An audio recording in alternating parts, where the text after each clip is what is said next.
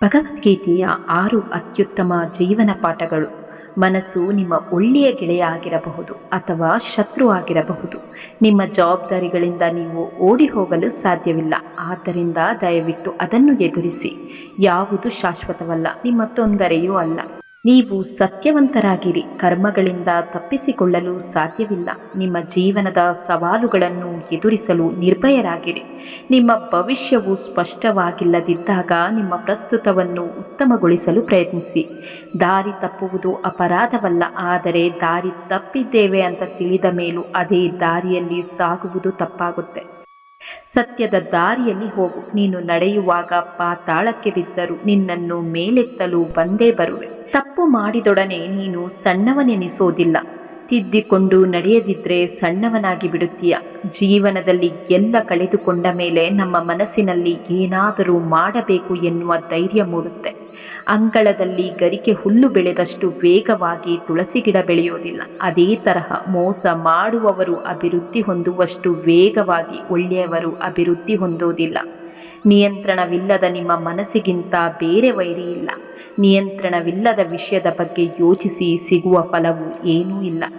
ಮನುಷ್ಯನಿಗೆ ಅಹಂ ಬರಲು ಕಾರಣೀಭೂತವಾದ ವಿಷಯಗಳೆಂದರೆ ರೂಪ, ಯೌವನ, ಅಧಿಕಾರ, ಸಂಪತ್ತು ಹಾಗೂ ಖ್ಯಾತಿ. ಇವೆಲ್ಲವೂ ಶಾಶ್ವತವಲ್ಲ ಎಂಬ ಕಟು ಸತ್ಯದ ಅರಿವಿದ್ದವರು ಮಾತ್ರ ವಿನಯವಂತರಾಗಿರುತ್ತಾರೆ. ಸಂಬಂಧಗಳು ಎಲ್ಲೆಡೆ ಕಂಡುಬರುತ್ತೆ, ಆದರೆ ಅವುಗಳು ಎಲ್ಲಿ ಗೌರವಿಸಲ್ಪಡುತ್ತೋ ಅಲ್ಲಿ ಮಾತ್ರ ಉಳಿಯುತ್ತೆ. ಯಾವುದೇ ವ್ಯಕ್ತಿಗೆ ಅತಿಯಾದ ಬಾಂಧವ್ಯವು ಹಾನಿಕಾರಕ. ಯಾಕೆ ಅಂದರೆ ಬಾಂಧವ್ಯವು ನಿರೀಕ್ಷೆಗೆ ಕಾರಣವಾಗುತ್ತೆ ಮತ್ತು ನಿರೀಕ್ಷೆ ಅತೃಪ್ತಿಯನ್ನು ಉಂಟು ಮಾಡುತ್ತೆ. ಹೆಚ್ಚಾಗಿ ಏನನ್ನೂ ಮಾತನಾಡದೆ ನಮ್ಮ ಕರ್ಮಗಳನ್ನು ಭಯಭಕ್ತಿಯಿಂದ ನಿಷ್ಠೆಯಿಂದ ಪರಮಾತ್ಮನ ಅಣತಿಯಂತೆ ಆಧ್ಯಾತ್ಮಿಕ ಪರಿಭಾಷೆಯಲ್ಲಿ ಮಾಡುವ ವ್ಯಕ್ತಿಗಳನ್ನು ರೂಢಿಯಳುತ್ತಮನು ಎಂದು ಕರೆಯಲಾಗುತ್ತೆ. ಯಾವಾಗಲೂ ಒಂಟಿಯಾಗಿದ್ರೂ ಧೈರ್ಯದಿಂದಿರು. ಜಗತ್ತು ಜ್ಞಾನವನ್ನು ನೀಡುತ್ತೆ, ಬೆಂಬಲವನ್ನಲ್ಲ. ನೀನು ಇಲ್ಲದಿದ್ದಾಗಲೂ ಜಗತ್ತು ಇತ್ತು, ನೀನು ಹೋದರೂ ಜಗತ್ತು ಹಾಗೆಯೇ ಇರುತ್ತೆ. ನಿಮ್ಮ ಉಪಸ್ಥಿತಿಯು ಅಥವಾ ಅನುಪಸ್ಥಿತಿಯು ಭೂಮಿಗೆ ಅಥವಾ ಜನರಿಗೆ ಯಾವುದೇ ವ್ಯತ್ಯಾಸವನ್ನುಂಟು ಮಾಡುವುದಿಲ್ಲ. ಆದ್ದರಿಂದ ಚಿಂತೆಗಳಿಂದ ಮುಕ್ತರಾಗಿ ಮತ್ತು ಪ್ರಸ್ತುತ ಸಮಯದಲ್ಲಿ ಸರಿಯಾಗಿ ಬದುಕಲು ಪ್ರಾರಂಭಿಸಿ. ಎಲ್ಲಿ ನಿನ್ನನ್ನು ಅಗೌರವದಿಂದ ನೋಡುತ್ತಾರೋ ಅಲ್ಲಿ ಅರೆ ಕ್ಷಣವೂ ನಿಲ್ಲಬೇಡ. ಅಗೌರವದಿಂದ ಕಾಣುವ ವ್ಯಕ್ತಿಗಳ ಮುಂದೆ ನಿನ್ನನ್ನು ತಲೆ ಎತ್ತಿ ಬಾಳುವಂತೆ ಮಾಡುತ್ತೇನೆ, ಚಿಂತಿಸಬೇಡ.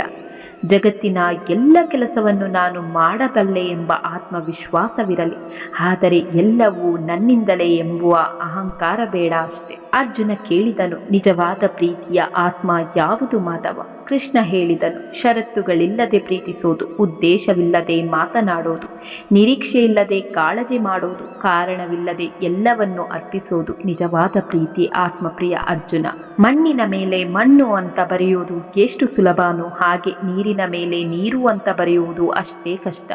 ಸಂಬಂಧಗಳನ್ನು ಮಾಡುವಾಗಲೂ ಹೀಗೆ. ಸಂಬಂಧ ಮಾಡುವಾಗ ಮಣ್ಣಿನ ಮೇಲೆ ಬರೆದಷ್ಟು ಸುಲಭ, ಆದರೆ ಸಂಬಂಧಗಳನ್ನು ನಿಭಾಯಿಸುವಾಗ ನೀರಿನ ಮೇಲೆ ಬರೆದಷ್ಟು ಕಷ್ಟ. ಸಕ್ಕರೆ ಸಹವಾಸ ಮಾಡಿದ ಹಾಲು ಸಿಹಿಯಾಗುತ್ತೆ, ಹುಳಿಯ ಸಹವಾಸ ಮಾಡಿದ ಹಾಲು ಒಡೆದು ಹೋಗುತ್ತೆ. ಅದೇ ರೀತಿ ಬದುಕಿನಲ್ಲಿ ಒಳ್ಳೆಯವರ ಸಹವಾಸ ಮಾಡಿದರೆ ಜೀವನ ಸುಖಮಯವಾಗುತ್ತೆ, ಕೆಟ್ಟವರ ಸಹವಾಸ ಮಾಡಿದರೆ ಜೀವನ ಒಡೆದು ಹೋಗುತ್ತೆ. ಯಾರನ್ನಾದರೂ ನೋಯಿಸುವ ಭಾವನೆ ಇದ್ದರೆ ನೀವು ನಿಮಗಾಗೆ ಬೀಜವನ್ನು ಬಿತ್ತುತ್ತೀರಿ. ದುಃಖದ ಬೀಜವು ನಿಮ್ಮ ಹೃದಯದಲ್ಲೇ ಇರುವುದರಿಂದ ಆ ಬೀಜ ನಿಮ್ಮ ಸ್ವಂತ ಮನಸ್ಸಿನ ಭೂಮಿಯಲ್ಲಿ ಬೀಳುತ್ತೆ. ಬೇರೆಯವರ ಮನಸ್ಸಿನ ಭೂಮಿಯಲ್ಲಿ ಬೀಳಲು ಸಾಧ್ಯವಿಲ್ಲ. ಬೀಜ ನಿಮ್ಮೊಳಗಿದೆ, ಮರವೂ ನಿಮ್ಮೊಳಗಿದೆ. ಫಲವನ್ನು ನೀವೇ ಅನುಭವಿಸುತ್ತೀರಾ. ಬೆಳಕಿನಲ್ಲಿರುವಾಗ ಒಬ್ಬರಿಂದ ಒಬ್ಬರು ಸಿಗ್ತಾನೆ ಇರ್ತಾರೆ. ನೀನು ಹುಡುಕಬೇಕಾಗಿರುವುದು ಕತ್ತಲೆಯಲ್ಲಿ ಜೊತೆಯಾಗಿದ್ದವರನ್ನು. ದುಃಖದಲ್ಲಿದ್ದಾಗ ಕರೆಯದೆ ಹೋಗಬೇಕು, ಸಂತೋಷಕ್ಕೆ ಕರೆದರೆ ಮಾತ್ರ ಹೋಗಬೇಕು, ಕಷ್ಟಕ್ಕೆ ಕೇಳದೆ ಕೊಡಬೇಕು, ಇಷ್ಟಕ್ಕೆ ಕೇಳಿದರಷ್ಟೇ ಕೊಡಬೇಕು. ಇದೆ ಎಂದು ತೋರಿಸಬಾರದು, ಇಲ್ಲ ಎಂದು ಸಾರಲುಬಾರದು. ಇದ್ದು ಇಲ್ಲದಂತೆ ಇರಬೇಕು, ಸತ್ತರೂ ಬದುಕಿದಂತಿರಬೇಕು. ನಾವು ಒಳ್ಳೆತನಕ್ಕೆ ಮೋಸ ಮಾಡಲು ಮುಂದಾದರೆ ನಮ್ಮ ಕೈಯಲ್ಲಿರುವ ವಜ್ರವನ್ನು ಎಸೆದು ಕಲ್ಲನ್ನು ಎತ್ತಿಕೊಂಡಂತೆ ಆಗುವುದು. ಪರಮಾತ್ಮನು ಭೂಮಿಯಲ್ಲಿ ತನ್ನ ಸಾಮರ್ಥ್ಯದಿಂದ ನಾನಾ ಜೀವಿರಾಶಿಗಳನ್ನು ಸೃಷ್ಟಿಸುವನು. ಹಾಗೆ ಆ ಜೀವಿರಾಶಿಗಳಲ್ಲಿ ಅಮೃತ ಕಿರಣವುಳ್ಳ ಚಂದ್ರನಾಗಿ ಸುಸಂಸ್ಕೃತವೆನಿಸಿದ ನಾನಾ ಪೈರುಗಳನ್ನು ಬೆಳೆಸುವನು. ನಾವು ನಮ್ಮೊಳಗಿನ ವಿಚಾರಶೀಲತೆಯ ಜೊತೆಗೆ ನಮ್ಮ ಸುತ್ತಮುತ್ತಣ ಸಮಾಜದ ವಿಚಾರಶೀಲತೆಯೊಳಗಿನ ಕಲ್ಮಶ ವಾತಾವರಣವನ್ನು ಬದಲಾಯಿಸಲು ಯತ್ನಿಸಬೇಕು. ಅಂದಾಗ ಮಾತ್ರ ನಾವು ನಮ್ಮ ಬದುಕು ಸಾರ್ಥಕತೆಯನ್ನು ಪಡೆದುಕೊಳ್ಳುತ್ತೆ.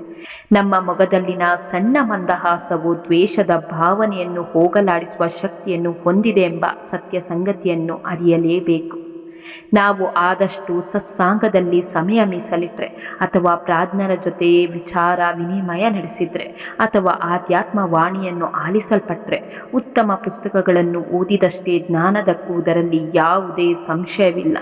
ನಮ್ಮ ಅವಶ್ಯಕತೆಗಳನ್ನರಿತು ಆ ಅವಶ್ಯಕತೆಗಳಿಗನುಸಾರವಾಗಿ ಅಲ್ಪ ಪ್ರಮಾಣದ ಕರ್ಮಗಳನ್ನು ಪ್ರಾಮಾಣಿಕವಾಗಿ ನಿಷ್ಠೆಯಿಂದ ಮಾಡಿದರೆ ಅಂತಹ ಕರ್ಮಗಳು ಪರಮಾತ್ಮನಿಗೆ ಪ್ರಿಯವಾಗಿರುತ್ತೆ. ನಾವು ಅತ್ಯುತ್ತಮವೆನಿಸಿದವರೊಂದಿಗೆ ಬಂಧ ಬೆಳೆಸಲು ಮುಂದಾಗಬೇಕು. ಯಾಕೆಂದರೆ ಇವರೊಂದಿಗಿನ ಬಂಧವು ಕಬ್ಬಿನಷ್ಟೇ ಸಿಹಿಯಾದ ಫಲವನ್ನು ನೀಡುತ್ತೆ.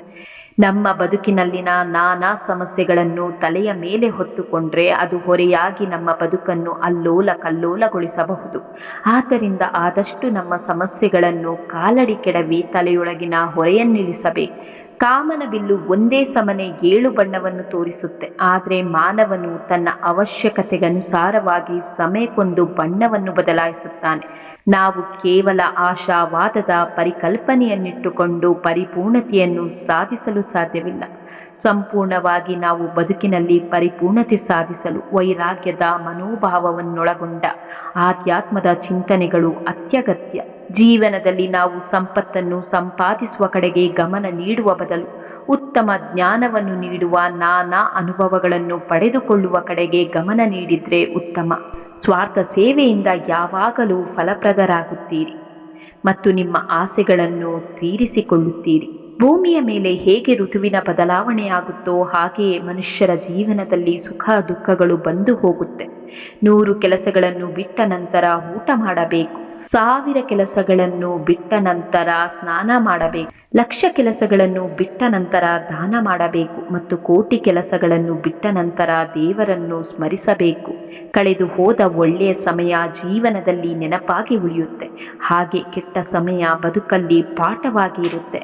ನಿನ್ನ ಬದುಕಲ್ಲಿ ಏನಾದರೂ ಅದು ನಿನ್ನ ಒಳಿತಿಗಾಗಿಯೇ.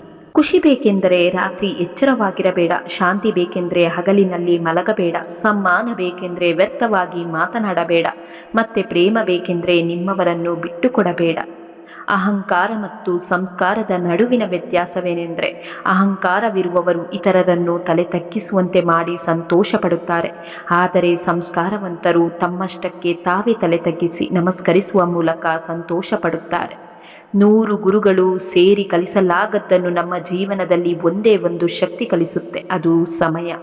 ಒಬ್ಬ ವ್ಯಕ್ತಿಯ ಮಾತಿನಿಂದ ನೋವಾದಾಗ 2 ರೀತಿ ಯೋಚನೆ ಮಾಡಿ ನಿರ್ಧಾರ ಮಾಡಿ. ವ್ಯಕ್ತಿ ಮುಖ್ಯವೋ ಮಾತು ಮುಖ್ಯವೋ? ವ್ಯಕ್ತಿ ಮುಖ್ಯವಾದರೆ ಮಾತು ಮರೆತು ಬಿಡಿ, ಮತ್ತು ಮಾತು ಮುಖ್ಯವಾದರೆ ವ್ಯಕ್ತಿಯನ್ನು ಮರೆತು ಬಿಡಿ. ವ್ಯರ್ಥವಾಗಿ ಕೊರಗಬೇಡಿ. ಸತ್ಯದ ದಾರಿಯಲ್ಲಿಯೇ ಹೋಗು. ನೀನು ನಡೆಯುವಾಗ ಎಡವಿ ಪಾತಾಳಕ್ಕೆ ಬಿದ್ದರೂ ನಿನ್ನನ್ನು ಮೇಲೆತ್ತಲು ನಾನು ಬಂದೇ ಬರುತ್ತೇನೆ. ನಾವು ಮತ್ತೊಬ್ಬರ ಭಾಗ್ಯವನ್ನು ಬದಲಾಯಿಸಲು ಆಗದಿರಬಹುದು, ಆದರೆ ಖಂಡಿತ ಅವರಿಗೆ ಒಳ್ಳೆಯ ಮಾರ್ಗದರ್ಶನವನ್ನಾದರೂ ಮಾಡಬಹುದು. ಭಗವಂತ ಹೇಳುವುದು ಅದನ್ನೇ. ಅವಕಾಶ ಸಿಕ್ಕಾಗ ಸ್ವಾರ್ಥಿಗಳಾಗಬೇಡಿ, ಸಾರಥಿಗಳಾಗಿ.